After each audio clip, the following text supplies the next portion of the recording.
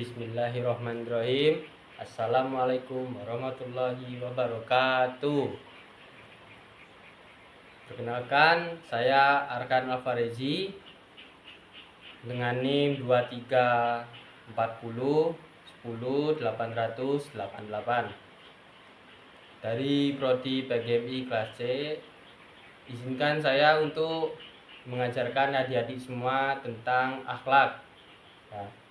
Sebelum pembelajaran dimulai, marilah kita berdoa terlebih dahulu. Berdoa mulai.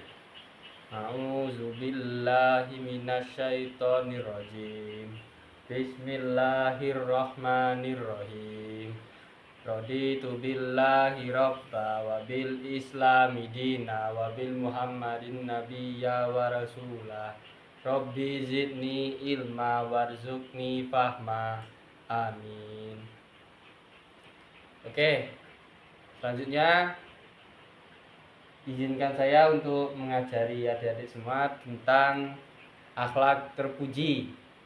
Sebelum itu, saya akan bertanya kepada adik-adik sekalian, apa itu akhlak terpuji? Ya, apakah ada yang tahu? Oke, akhlak terpuji itu adalah suatu perilaku yang baik, suatu perilaku yang terpuji, yang bagus, atau sesuatu yang akhlak, sesuatu hal yang baik dilakukan, gitu ya.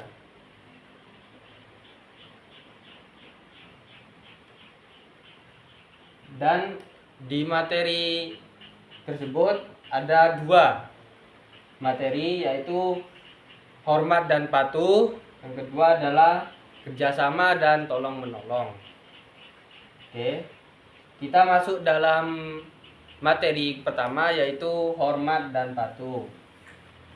Contoh yaitu kita hormat dan patuh kepada orang tua kita di rumah. Jadi orang tua harus dihormati dan dipatuhi. Merekalah yang membimbing kita, yang melahirkan kita, dan yang menyayangi kita. Ayah bekerja untuk menafkahi kita, dan ibu juga bekerja untuk menyediakan keperluan kita. Jadi kita di rumah itu harus menghormati orang tua kita, harus mematuhi kedua orang tua kita. Karena kenapa? Yaitu orang tua itu yang selalu membimbing kita dari kecil hingga besar, yang selalu menyayangi kita, yang selalu setia mendoakan kita agar menjadi anak yang soleh dan soleha. Jadi kita tidak boleh melawan sama orang tua, karena itu sebuah perbuatan yang dosa. Sebuah perbuatan dosa itu yaitu perbuatan yang tidak disenangi atau yang tidak disukai oleh Allah Subhanahu wa Ta'ala. Jadi kita sebagai anak yang soleh sudah semestinya kita harus untuk mematuhi dan harus taat kepada kedua orang tua kita ya. Jangan sampai kita itu melawan sama orang tua kita.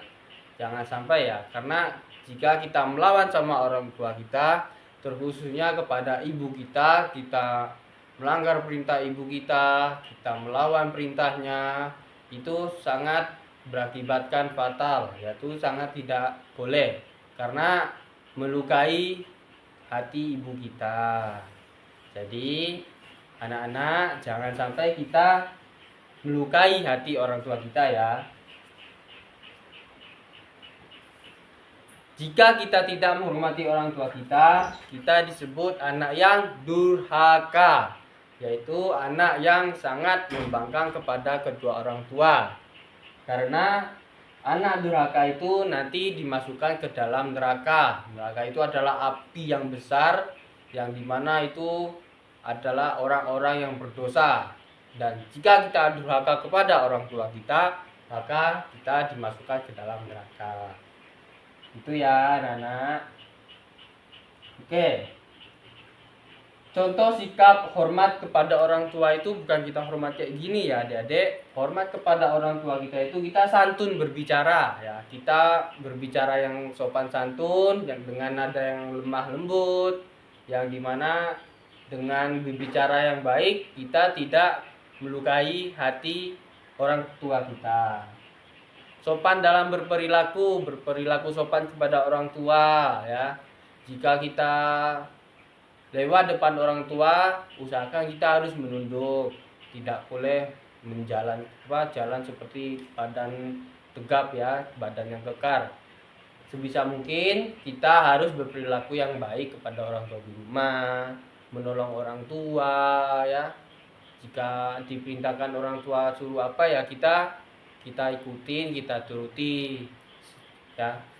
Jangan sampai kita membangkang sama orang tua dan meminta sesuatu dengan cara yang sopan. Ketika kita misal saya mau permen lah, saya mau beli jajan, itu kita harus meminta uang kepada orang tua dengan sopan santun. Tidak boleh langsung minta uang mau beli ini, tidak boleh. Kita harus ya dengan nada yang lembut, kita permisi dulu kepada orang tua.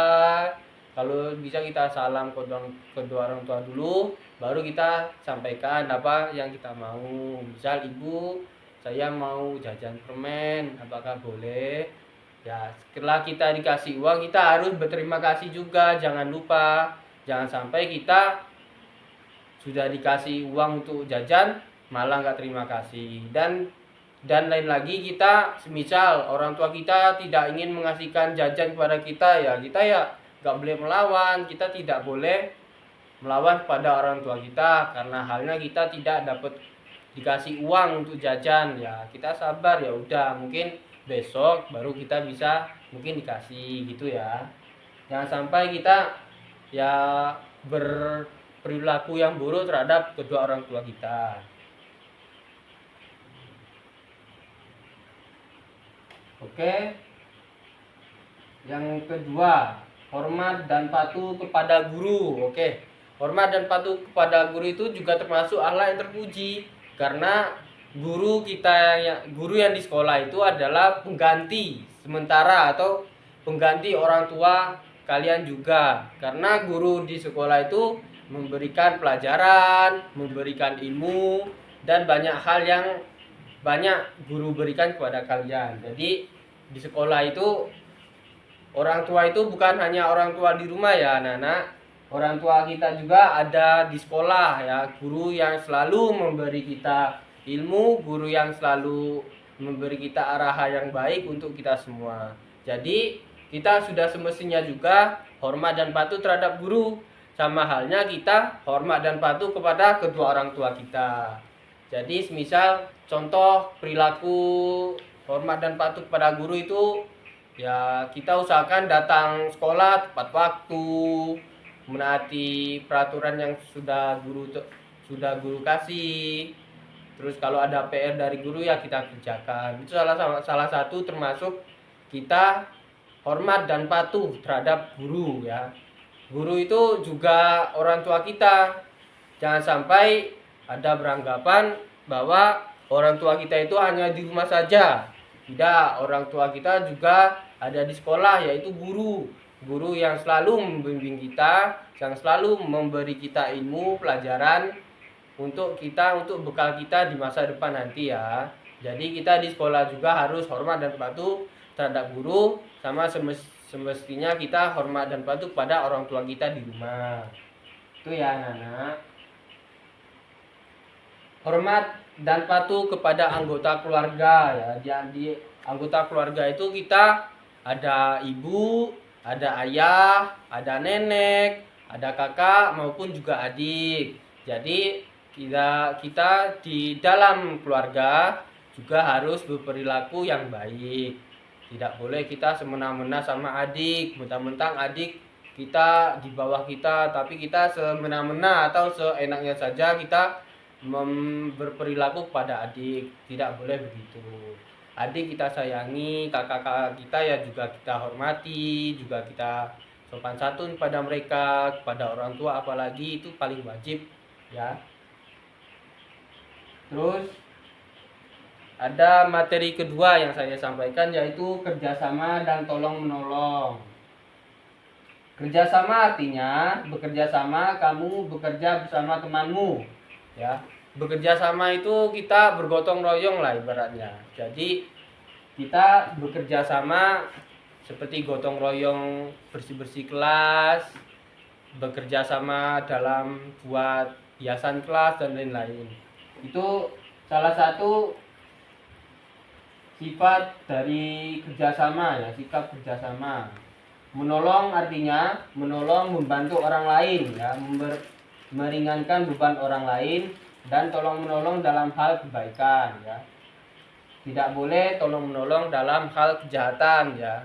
Tolong menolong itu kita harus ya memilih juga apa yang ingin kita kerjakan ya. Tidak boleh semisal kita ada teman iseng buat mau ngambil jambu atau ambil buah punya tetangga, nah, itu nggak boleh. Itu termasuk dalam tolong menolong dalam kejahatan ya.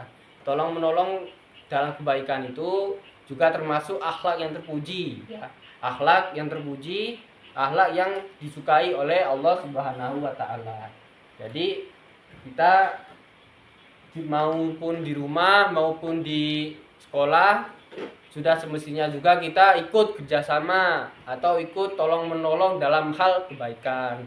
Tidak boleh kita ikut tolong menolong dalam hal kejahatan ya, karena itu juga termasuk dosa. Oke, jadi cukup sekian materi yang bisa saya sampaikan ini. Lebih dan kurangnya saya mohon maaf.